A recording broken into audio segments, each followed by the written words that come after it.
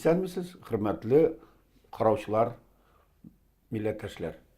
Бүгенге безнең тапшыруыбыз татар тарихы һәм тарихчылар күзеннән безнең тормыш. Безнең тапшыруда катнашалар күренекле татар тарихчылары, үзенчәлекле шәхесләр, Америкада яшәүче милләттәшебез Юлай Шамил оглы һәм Казанда яшәүче тарих фәннәре докторы Дамир Исхаков. Тарих эше буенча Дамир Америкага килсә, Юлай Шамил оглы ел саен Казанга килеп йөри. Мин аны 25 еллап беләм инде һәм һәр вакытта гаҗәпләнәм аның ничек бу Америкада торган кеше Казанга килеп, дөньяга барып, Казакстанга барып татар эзләрен өйрәнеп йөри һәм татар тарихын дөнья күләм аңларга һәм аңлатырга тырыша. Кызык тема һәм монда аның үзенчәлекләре дә килеп чыгар, чөнки Америкадан торып татар ничек күренә. Башта Юлай әфәнде, сез үзегез ничек менә бу юлга бастыгыз һәм үзегезнең тәрҗемәи хәлегез белән таныштырып китегез. Ремзил әфәнде, безне бу вакытлыча студиогызга чакырган өчен рәхмәт. Иншалла яңа студиогыз әзер булганда анда да катнашырга чакырырсыз һәм уңышлыклар телибез беренчедән. Мин үзем 58 елда Нью-Йоркта туып үстем. Минем әтием Чакмагуш районыннан, Башкортстаннан, Дмитрий Аюп авылыннан, анда Дамир белән бергә барып кайттык. Ул 40-нчы елларны Икенче Дөнья сугышында Кызыл Совет армиясында иде. Ул Германияда пленга төште. Икенче Дөнья сугышыннан соң Германияда калды. Ахырында тиге сотлашканнан соң тиге Америкага 52-нче елны килде. 52-нче елга хәтле Америкага татарларны кабул итү мәсьәләсе авыр иде, чөнки аларны сары джинс дип күрәләр иде. Бу икенче тема, бәлкем киләчәктә килгәндә шуның турында дәлилләр китерермен дә. Ак тәнле дип таныган иннәр инде. Хәзер соңыннан безне ак тәнле дип таныдылар. Минем әниемнең аиләсе Пенза якларыннан, һәм әнием Благовещенскта туды, Манчжурияда үсте. 50-нче елларда Кытайдагы революциядан соң Төркиягә киттеләр. Әтием соңыннан 57-нче елны гражданлыкны алганнан соң Төркиягә барып, алар таныштылар, әйләнделәр. Мин Нью-Йоркта тудым. Үзем минем бер инем бар, ул да фән буенча профессор. Мин Колумбия университетында укыдым. Башта Индиана университетында 89-нчы елдан бирле Madison шәһәрендәге Wisconsin университетында укытам. Дамир да бездә бу ел кунак булып китте, икенче мәртәбә. Һәм мин анда күбрәк тюркологиядан, Урта Азия мәдәниятеннән, Урта Азия тарихыннан һәм кирәк булганда теге төрле хәзерге чагдаш, заманауи һәм иске телләрдән, төрки телләрдән дә дәрес бирәм. Һәм Урта Шарк тикшерүләрен программасын һәм дә Урта Азия тикшерүләр программасын алып барамын. Дамир әфәнде, менә синең карашка ничексең Юлайның нинди үзенчәлекле галим булуы? Аңа охшаш галимнәр бездә бармы? Чит илдә бармы? Татарлар арасында бармы? Тема буенча һәм позиция буенча. Юлай бик үзенчәлекле тарихчы. Һәм әйтәрем, мин безнең соңгы 200 ел эчендә тарих үсешенә, милли тарихка зур йогынты ясады. Чөнки Совет чоры бетер алдыннан без бит Совет теориясенә нигезләнеп яздык тарихны. Аннан кирәк булды яңа карашлар бездә юк. Шуннан соң без менә Юлай килгән вакытта аның карашлары белән танышып, сагыннан аларны нык кына кулландык үзебезнең беренче чиратта Урта гасыр тарихны язуыбызда. Ул карашлар хәтта Көнбатыш тарих фәне өчен яңа карашлар иде. Ул хәзер шулай булып кала. Мәсәлән, Алтын Урдада татар ханакларында кара шәбәкләр системасы буенча язган әйберләрен әле һаманда безнең илдә аңлаучылар аз. Әмма безнең тарихны шул нигездән чыгып аңлатып була. Һәм икенче бер аның зур ачышы дип саныйм мин аны, ул Алтын Урданың җимерелүендә Шуманың кара шума дип билгеләгән Шуманың әһәмиятлеген күрсәтте. Бу теге тарихта табигый факторның ролен ачып салган бер яңа бер караш. Хәзер бу әйберләр дип билгеле безнең гомуми татар тарихына кирделәр. Мәсәлән, ул бу татар тарихын язган вакытта үзе дә катнашты да, шу әйберләрне язып. Әмма теге вакыт өчен ул бик әһәмиятле булды яңа әйберләр. Инде бездә менә шәреп беткән болгарчылык карашларын җиңеп чыгар алдыннан без Юлайның карашларына да таяндык. Чөнки шит илдә татар тарихы чыгаручылар әллә күп түгел иде. Инде алар арасында үзебезнең милләттәштә булу безгә бик файдалы булды. Без менә шул аралашып, шул вакытта күп нәрсәләр өйрәндек. Хәтерлим, 90-нчы еллардагы фәнни конференцияларда да 89 елда Әйе. birinci leksiyam var idi. лекция булды тарих тел әдәбият институтында. Анда шул Ассоциация востоковедов. Баба Мин шире беренче. белән җимелгән Алтын Урдага мин ышанмаган идем, әлбәттә. Ул Алтын Урданың тәмамлануы, вафат булуы, җимерелүе ничек булган ул? Гади халыкка аңлашырлык кына әйтеп китегез әле икегез. Ну, юлай күбрәк сөйләр. Менә мин әйтергә уйлыйм. Бу теорияны ул тагы да дәвам итә. Үзе әйтеп китер әле бүген. Әмма мин кызыга шунда, мин үземнең тар бер яшьлек буенча бит этнограф, этнолог. Миңа шуңа күрә кызык булды ул. Анда бит Алтын Урданы еш кына бездә теге сәяси бер корылма буларак күз алдына китерә алмыйлар. Электән карашы инде бу кыргыйлар булганнар монда шунда күчмәләр, анда берәрсә булмаган дигән караш әлдә һаманда рус историягында ул һаманда яши. Ләкин бит ул анда дәүләт төзелеше булган система. Менә иң гади шул, ханны тәхеткә утырткан вакытта да 4 биек князь, кара шәбәкләр аны 4 яктан тотып, киезгә утыртып, тәхеткә утыртып меңгереп утыртканнар. Һәм менә бу 4 кеше, 4 шәхес. Алар иң көчле кабиләләрнең башлыклары булганнар һәм алар хан белән үзара мөнәсәбәттә булганнар. Хан кызларын аларга кияүгә биргән, буларның кызлары ханга кияүгә чыкканнар, әмма хан начар хөкем итсә, бу кешеләр ханны үтәргә дә мөмкин булганнар. Шундый үзенә күрә аристократия, демократия яшәгән. Һәм менә күз алдына китерегез, әгәр дә шума вакытында шуларның берәрсе я икесе үлсә, система җимерелә. Шулай булганда, Алтын Урдада шума башлаганнан соң, монда күп кенә бийек шәхесләр үлемгә дучар булганнар. Һәм шуннан соң Алтын Урдада 20 ел буе теге рус тарихына кергән великая җәмгыятьне нәрсә бу, кем хан булган, нәрсә ничек алмашкан ул система бөтенләй җимерелеп тә язган. Шуннан соң менә шул вакыйгалардан соң Алтын Урда яңадан торгыза алмый үзенең көчен. Анда әле билгеле, соңыннан Туктамыш хан килә, Едигәй, алар тырышып карыйлар берләштерергә, ләкин дәүләтнең үзәге бик көчсезләнә. Аның бит Аксак Тимерен бәреп күрде шуның белән бәйле. Әгәр дә Алтын Урда көчсезләнмәсә, Аксак Тимер аның шикләренә килеп алмаган бар. Тегендә гына тормый иткән булырлар иде. Менә табигый сәбәпләр бар. Һәм ул бу шырышыңа түгел. Менә Юлай үзе ныклабрак сөйләр. Юлай, менә Алтын Урда дәүләте каян килеп чыкканның үзегез нинди чыганактан кайчан ачык ясадыгыз? Ул беренчедән 89 елдан бирле бу темалар буенча сөйләшеп торабыз. Исән булыгыз һәм Дамир да исән булсын. Казанга килүнең сәбәпләренең бире Дамир белән теге сөйләшеп тору. Чөнки Дамир минем фикерләремне аңлый. Һәм Дамир чыннан да татар тарихы фәнен һәм этнографиясын, безнең кабилә структураларының тарихын яңадан өйрәнгән. Бу мәсьәләне яңадан теге тикшергән. Аның өчен мин Дамирга да хайранмын.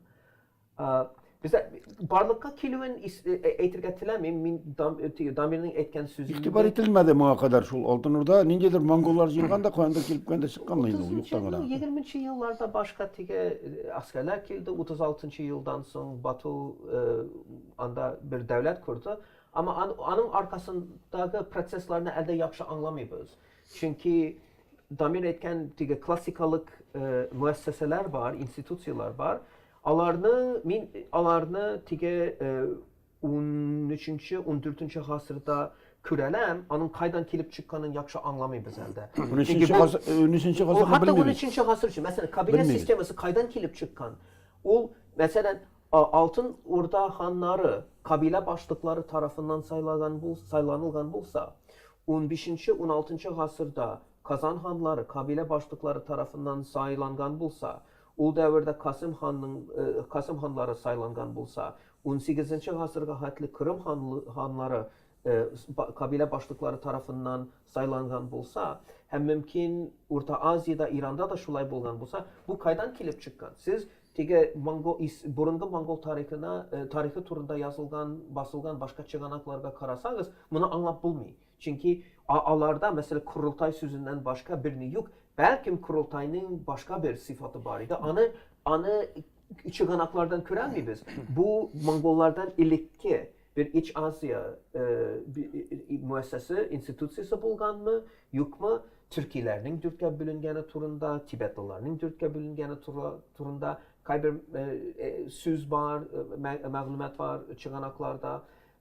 Bu kıtan devrine kire var ama bunu açıklap bulmuyor. Onun için bunun üstüne dururga tilemeyim çünkü o big butalçık bir mesele. Yani köçme halk nindedir mal karawçılar burmanda arasında ayrı tügül, idare itiletirgan zor devlet idaresi 50 neçe gasırlık bulgan hem Avrupa yoki Amerika idaresinden biknik ayrılmagan dergen mümkün. Ayrılgan mı? Hayır. Siyonlulardan başlap, en azından Siyonlulardan başlap tige bizning eradan iki Atilolardan. burun hem Han dinastiyasına tuttu. Bizning xanlar Hun deb aytilakunlar. Bizde Şol Hun, xalqın anlaşıldı. dolayı. Omda söz baramında bir özüne göre Bugünkü Rossiyanın devletçiliği koyan kelip çıkan degen soraw üçün men sorayım buna. Yo'q, mana bunda ko'z oldiga keltirib kerak. Bu o'zine ko'ra bir matritsa barliqqa kelgan. Ham ul matritsa içinde Rossiya davlati shuning içinde shundaqda. Ondan bir git olmaysan sen. Sözünün kıskası tige Altın Orda, Mongol İmperiyasında, Çingiz Han'ın İmperiyasında, Altın Orda devletinde tige siyasi tige kuruluşlar bulgan, institusiyalar bulgan, kabilelerinin ayrım bir uğranı bulgan, rolü bulgan. Bu hanlıklar devrinde de devam etken hem kaybir kişi Urus tarihçilerinin bunu kübüsünce dürüst anlamıyorlar, belki hiç anlamıyorlar. Hem bu tige Reseyde bu Zemski Sabor neden çıkan Ivan Grozny, Yavuz Ivan devrindeki başka institusiyalar niçin bulgan. Bunun turunda elde küp tekşirirge gerek. Menimçe bu elde dürüst anlaşılır. Uzanı versene. Koyan çıkan o Ivan Grozny'nin idaresi. Min alanın hemmesine dürüst cevap veremeyim çünkü min o çıganaklarını yaxşı bilmeyim. Min elde bu Tatar institusiyalarını dürüst öğrenirge tırışam. Ama tige bizde nindidir tige step dala demokratiyası yoksa respublikan sistemisi. Demokratiya degende bek tige artığı bilen etirge tilemeyim ama kabilelerinin hanını saylavda rolü bulgan. Demek bu nindidir demokratiyanın bir türü bulurga mümkün. Bilmiyorum. Niçin anlatırga? Devlet sivilizasiyasi bulgan endi. Bulgan bek Anda var bitinde derecede. agar da qarabashdan harekatdan tugana bizning institutda bir yoqlov bo'ldi, doktor listasiyasinda söz chiqdi. U yoqlovchi kishi aytgan, Oltin O'rdada despotizm bo'lgan deb. Shunday qarashlar bor. Bu Rim'da, Gretsiyada bulmagan mı? bu despotizm bo'lgan turli o'rinlarda, lekin Oltin O'rda birinchida bo'la olmaydi. Mana anda o'zine ko'ra bir shunday aristokratik demokratiya bo'lgan. U mana yo'l aytib ketgan ruslarning Zemskiy saborlari u shul qurultay shundoqda. Qozon xonlig'ida shu narsa bo'lgan. Unda yig'ilganlar, refeodallar, vag'raqlari, tege yimoshli tatarlar, armiya kishilari barisi birga hal etganlar boybirlarni. Shunga ko'ra buni despotizm deb birishta aytib bo'lmaydi boybirlarni. Hanның despot bu totalitar samodержавец o'z tilida aytganda bo'lganini isbot etib ul chin faktlarga qarshi keladi. Авторитар rayon başlıgan gubernatoruna ispat etip bular hozir. Bo'lsa yangi masalalar. U sağından ruslarda barliqqa kelgan masalan tege Ivan Grozny vaqtidan o'zak ulashining kuchayuvlari bu Oltin O'rda vaqtidagi qaraganda nasharoq yo'nalishga ketib bo'lgan shundaqda. Bu yangi. Endi hozir bir so'rovga javob beraylik. Biz mana 23 yil yashaymiz. Shu milliy madaniy inqilob chirida endi tarixchilarimiz o'ylaydi, qalin tumlar chiqardingiz. Amerikadan qaytganda necha ko'rina biz hozir qo'ysaqqa rak ketganmiz. O'zgarish bormi? Yulay ko'zi bilan, Damir ko'zi bilan mana Tatariston, Tatar dunyosi, Tatar fani, Tatar madaniyati, milliy o'zangi, nindirak holda, nindi tendensiya. Yo'laychilar, men ergan Amerikadan qaytgan kishi bo'larak ayta olaman. Men bu yil bordim ayirib ravishda kitobxonada ishlarga. Kitobxona qaragash angladim. Biz taqortda qolganmiz dunyo fanidan. Hali quvvat olgan yo'q. Fanda, tarix өлкәсен aytaman bir sharatda. Dunyoda bek ko'p kitoblar chiqa, yangi qarashlar bor.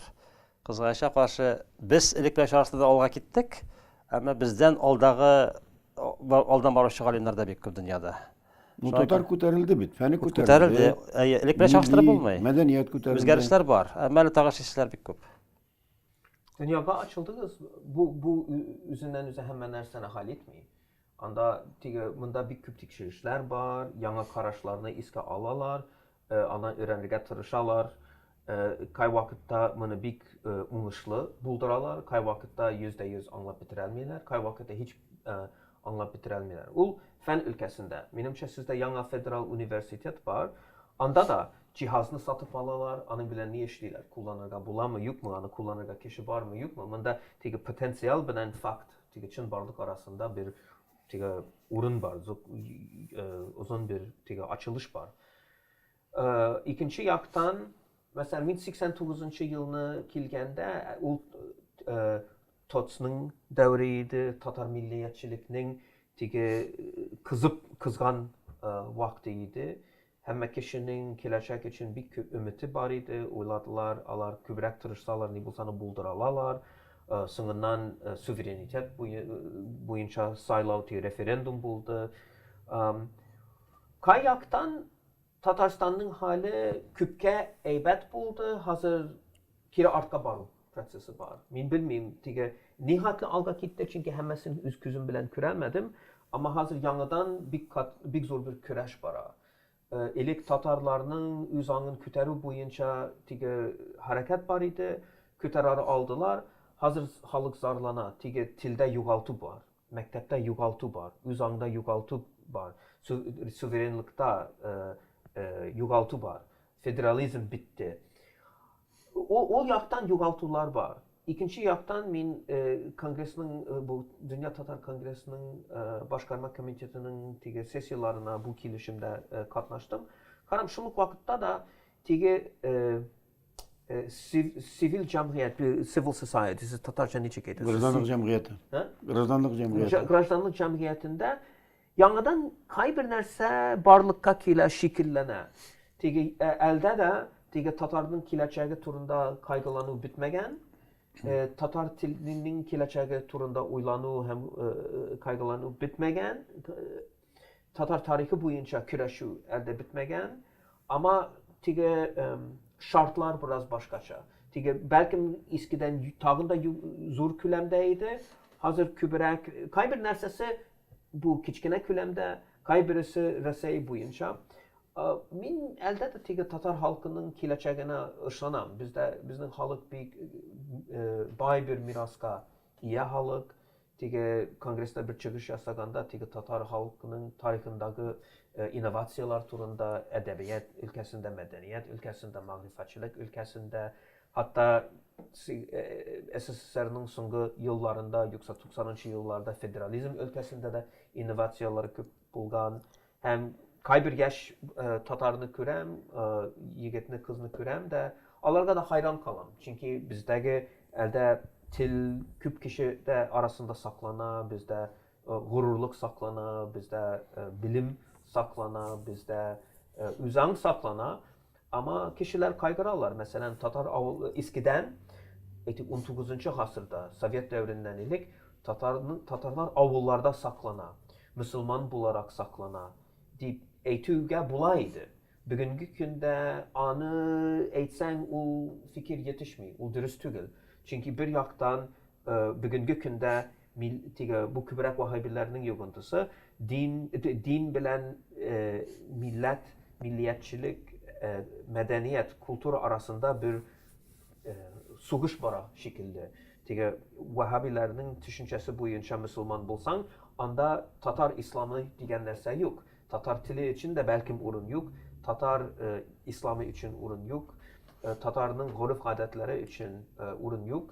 Tatar'ın köyü, muğu için urun yok. Başka birler için de urun yok. Onun için dinde saklanır biz diyen söz belki dürüst değil. İkinci yakta avullar da bite bara diler. Bizim avullar boyunca yürümeyeyim, onun için etelmeyeyim.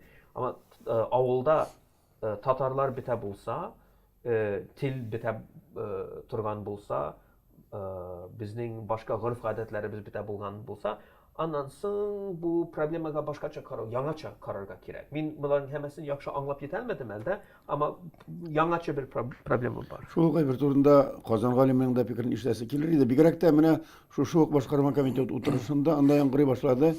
Eğer de federal üniversitet humanitar fenler boyunca dürüst eybirler işlemese, yanıdan milli üniversitet kereklerini kotarıp çağırga kerek. Hem gumumen milli humanitar fen hem milli üsüş büksep gitmedi. Kısıla diyen tezisyen kıradı. Hem milli cemaatçilik şun bilen şıklanırga ise varlığın ne işare yasadı. Menimçe dürüst sözler. Çünkü Yaşar Batıran tugul Federal Üniversitet indi bugün ok Tatar segmentin özünden kısıp çıkarıga riza. Onda ofisial taqdimler de oldu. Mesela Tatarstan Fenler Akademisi'nin prezidenti Mazgarov Efendi'ge ректор Гафуров тарафыннан әйтелгән. Сез алыгыз үзегезгә филология һәм татар тарихын. Безгә кирәк түгел дигән. Ягъни милли һәм гуманитар әйберләр кирәк булган әйберләр монда 1-2 кеше утыра һәм тагы бер ничә дистә кеше кирәк. Мин мәсәлән федераль университет вәкилләрен аңлыйм. Алар анда биология, физикадан табыш алалар. Татар фәне табыш китерми чынлыкта. Теге аны бизмәнгә салып, аны алтын алып булмый ул фәннәрдән. Әмма ул җәмгыятьнең яшәү өчен кирәк. Моны федераль университет вәкилләре бәлки аңламыйлардыр, бәлки аңларга теләмиләрдер.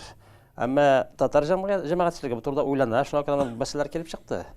Милли университет мәсьәләсе ул хәзер закон нигезендә хәл ителгән микән? Чөнки менә Юлай әфәнде эшләгән, минем дус эшләгән университет ул штат университеты. Мэдисон шәһәрендә Висконсин штатының университеты бар үзенең. Татарстан Республикасында үзенең университеты була ала. Аны без атыйлабыз милли дип, мәсәлән, дәүләт университеты милли дип атыйлар хәзер. Эшләргә була шуның университетында. Төбәк университеты. Төбәк университеты. Ул вакытта без аны үзебез финансларга тиеш булабыз. Эш шуңа таба бара. Бүген дәгән мин менә ишетеп торам бит. Без инде ким дигәндә 2 ел Татарстан хөкүмәте федераль университеттагы тарих буенча юнәлешне үзе финанслый. Мәскәү бюджет акчасы бирми аларга. Без тарихчыларны хәзерлибез шул университет аркылы үзебез акча түләп. Безгә андый университетның кирәге дә юк чынлыкта, без аны үзебездә коралабыз андый әйберләрне. Менә әтеге тирәдәрәк караган вакытта биргән университетсыз бит булмый. Менә бар иде монда соңгы дәврләрдә бит Тобольскида, Төмәндә, Ульяндә, Самарада, башка җирләрдә ачылды. Укытучылар хәзер торган татар теле һәм әдәбияты кафедралары. Кайберендә бүлекләр ачылды. Алар бүген берсе дә юк.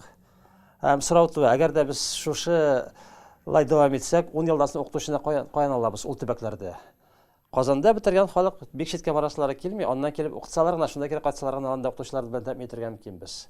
Шуңа күрә менә кадрларны хәзерләп проблемасы бүген бар, иртәгә дә булачак, әгәр без милләт буларак яшәргә уйласак.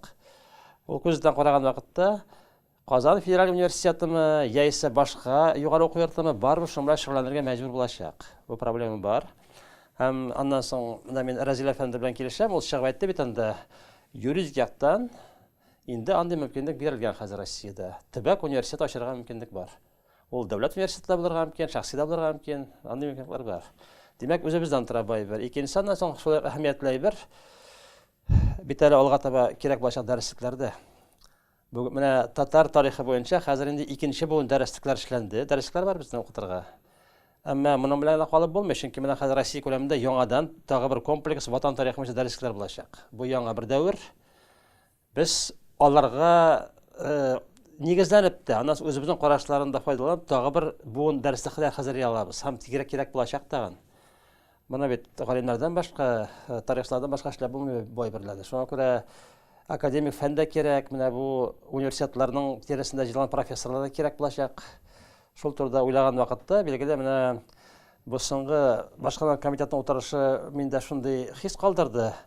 Халык безнең элегрәк күнеккән иде 1 еллык план белән яшәргә. Хәзер аңлый башладылар, 1 еллык план белән яшәп булмый. Бераз алгарак карар кирәк. Әйтик, 5 елдан соң нәрсә була, 10 елдан соң нәрсә булачак.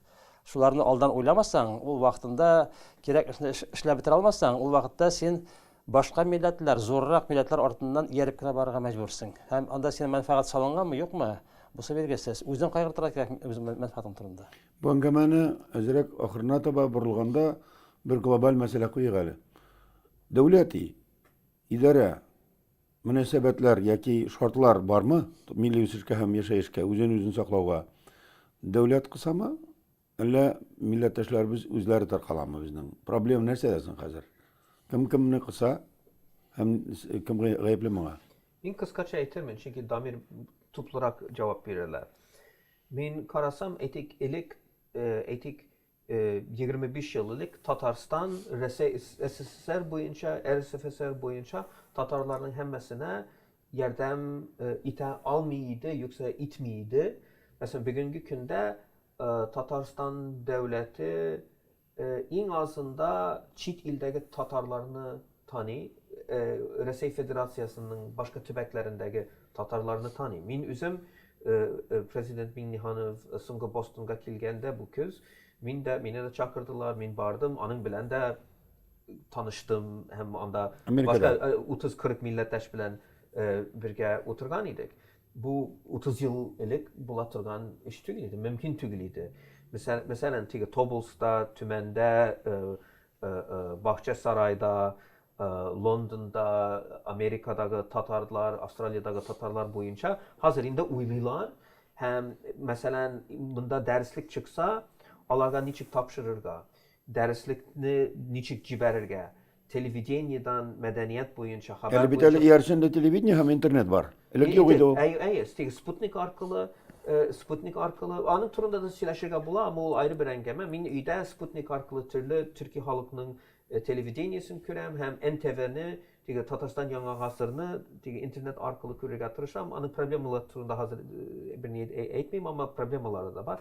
Ama hazır indi, en azında dünya Tatarlarına yönelgen bir siyaset var. Ol yeter mi yok mu? Ol bilmiyorum. Tabii ki tağında küçülerek bulur idi. Anı kıskan faktörler var. Tabii ki Resey hükümetinin siyaseti Tatarlarga yılı karamıyor. Çünkü grafika bulsun, Latin grafikası bulsun, bu tilini okutu meselesi bulsun, belki mekteplerinin yapılığı bulsun, başka sebeplerden Tatarlarga, şerait Tatarlarga karşı. Lakin kolunu bağlap, ağzını tumalap da koymuyor. Eğer de Amir Efendi kim gayipli, kim cevaplı hamanda biz özümüz yıklap, özümüzü bitiremiz mi? Alla şundi halde mi biz? Bir yaqdan kelishtirgan bo'lar, Rossiya hukumatining olib borgan siyosati Tatarga bek foydali tugul. Boshqa xalqlarga da. Tıygan eyberler var mı? Әмма mening fikr bo'yicha biz o'zimiz ko'proq harakat ettirga tiyishmiz. Davlatni kutib o'tirgan tugul. U bit Tatarning tarixida bor. Tatarga bir vaqtda davlatdan Rus davlati ishida kirgandan so'ng yordam bo'lmagan shundoqda. Bütün ishlagan ishlar, madrasalarni tutganda, gazetlar chiqaruv, kitaplar çıkarıp barısı da Tatar o'z yelkasida ko'tarib ishlagan. Tatar boylari yordam etganlar, uyushmalar bo'lgan. Hozirda shunga burilishga kerak menimcha.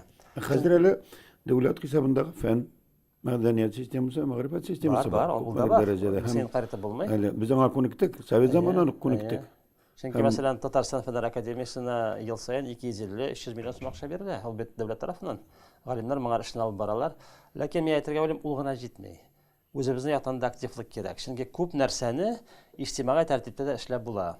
Na ol federal avtonomiyalar, ondan so'ng grantlarga murojaat etuv. Elbette ana uchun shulay o'zina ko'ra bir madaniyat kulturi kerak. Hozir Rossiya hukumati hech qanday zo'r grantlar beradi. Men masalan o'zgan yil Tuvan Novgorodda ishlab qaytdim. Hatto Koreyada yashagan koreylar shul hisobga o'zlarining kadrlarini yog'ini o'qitganlar, milliy kadrlarini grant olib. Bizning aniq darajada ishlaganimiz yo'q. Bütün imkaniyatlardan da faydalanırga kerak. Hem birinchi şartdan aytan bet, ijtimoiy uyushmalar ishchanliklarni kuchaytirga tegishli shu shirkada. Yıllar efendi, indi ahırda sırık, devam ederiz mi bu yoluna? Mene hatırlayayım birinci sen bilen çalışkanda, sen etken edi meni Azadlık Radyosu barlığın. Kurasın sen meni hatırtıp kırtkansındır, München'e taba. Indi hazır 20 yıl yaşadık. Indi taşlıyım mı, biz mi bu milli yoluna, yok mu? Әтең турында да әйткән идең анда шул вакытта милли юл дигән, милли байрак дигән гәзитләр дигән. Без шул юлдан барабыз бит. Аяз Исхакиның дуслары арасында. Менә шул милли юлдан барабыз турында эшләп тәмамлык без аңа менә. Bu üzübüzden tura. Kaybir kişi için millet kirek tügül, kaybir kişi için kursaklı tutturulguna mühim. Min Amerika'da tuğup üsüp, diasporanın Tatarlarından bulup, benim için ana tilim Tatar tili bik kadirli. Benim için Tatar tarihi bik mühim. Ben bunu Türkolog hem tarihçi rətində tikşirəm. Hem balalarıma mümkün bulgan hatlı Tatar tilin okuturga tırıştım. Hem inşallah gelecekte de biraz bunu yaxşırak bilirler. Belki kızım da, belki oğlum da. Kızımın kazanga killerge tilegi var. Bu bizden tura. Niçin? Min mesela Kazakistan'da uyalmıyorlar. Min Kazakistan'a baram. Hem alarga etten bilesiz mi min niçin Kazakistan'ı yaratam, Kazakistan'a killerge yaratam. Çünkü min körem siz min Tatarstan'ın mümkünçilikleri bulsaydı Kazakistan'dan ayrılıp durmasıydı. Kazakistan'ın tili boyunca devlet siyaseti var, tarihi boyunca devlet siyaseti var, yanı üniversiteler kuru boyunca devlet siyaseti var. Hem Kazaklar demek, Kazaklarda mümkünçilik var. Şuluk vakitte anda da biraz uyalalar, kaygıralar. Min alırga iten bak, tura efirge çıkkanda, televizyonda, Kazakistan televizyonda çıkkanda da alabilen Kazakça söyleşim, çünkü Türk olumun. Hem alırga iten bak, Türkiye'ye barasın, Türkçe söyleşirge hiç uyalmıyorlar. Vengri'ye barasın, bu Vengr tili dünya tili değiller. Allah hiç uyalmıyorlar. Paris'e barsanız, Germanya'ya barsanız üst tilinde söyleşirler. Hem de vak memleketlerde de üst tilinde söyleşirler. Allah uyalmıyorlar. Niçin Kazaklar uyalsın? Niçin Kazaklar üst tilinde söyleşmesin? Ben Tatarstan turunda da şunluk eybirine etelem.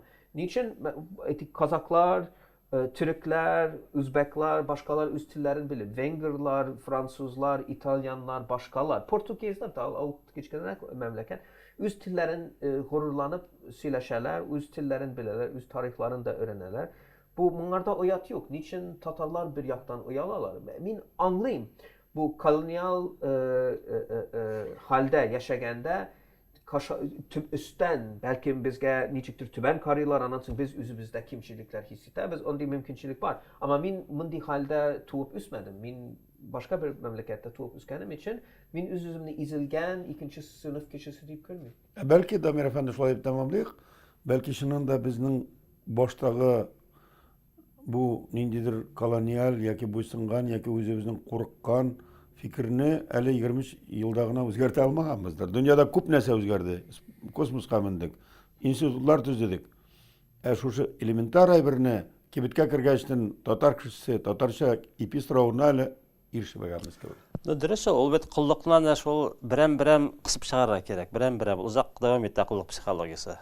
Шулай яшәсәк biz ала китә алабыз. Tağın Şuna kilesi. karşı köreş gerek. Yolay tağın kilesi mi Kazan'a? İnşallah çakırsanız gelen. Fen iş bu işe. Әлі fen bu işe neresi açıklanmaz?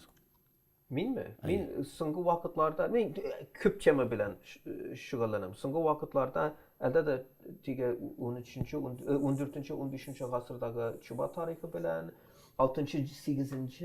asırlardaki Çuba tarihi bilen, o ayrı bir tema. Altınurda turunda söyleşip bitiremedik. Ama beyle Mevlid tarihi bilenler. Bir neslerge bulam da bizning тыңлаучыларга кызык булган икән. Безнең бит болгарлар килгән чамында зур иманческая культурасы булган. 8нче гасырда Могол кинәт юкка чыга. Беркем дә белмәй кая киткән ул. Аны әйтәләр, булар сарматлар булганмы, славяннар булганнармы? Кая киткәнне билгеле түгел. Юлайның яңа теориясе буенча, бәлки болгарлар килер алдыннан булар Шумадан биткәннәр. Hem Bulgarlar kelip oturganlar boş Olay olgaç kardeşler, Allah bilse işitirbiz, söyleşirbiz. Bugün bizning dünya studiyasında ko'rnikli Tatar galimleri, Amerikada yaşayışı Yulay Şamiloglu, Kozanda yaşayışı Damir İshakov buldu. Tariximizni, milletimizni unutmasak Allah bilse daha da ko'ngilliroq uchrashuv bo'lar. Hem korkma, kaygırmagız, penicillin degan ebe var. Onun için biz bilip kalmamız şunu. Qabatlanmaz ol. Altınurda jimirli bu. Bu vaqtda bulmagan. Pensilin bulmagan hem Altınurda jimirilgan elementarni. Onday da teoriya var. Sağ olun.